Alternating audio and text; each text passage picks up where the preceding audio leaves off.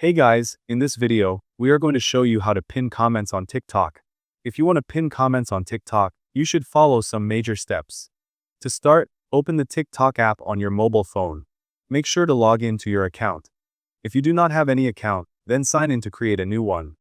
Now, tap on the profile icon shown at the bottom right corner. Here you will find the videos that you have posted on your account. Then, select any video by tapping on it.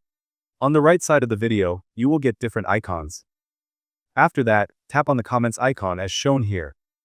Choose the comment that you want to pin. Following that, hold on the comment for a few seconds. It will appear various options. Look for the pin comment option. If you are not finding it out, then go back. On the top right corner, tap on 3 horizontal rows. Now, reach the settings and privacy. Scroll down and locate the report a problem option. Next, tap on it and select interaction by scrolling down. Then, tap on comments. After that, select others, and it will give you some advices to solve the problem. If your problem is solved, you can hit the yes button. But if not, then hit the no button. When you hit the no button, it will take you to the chat.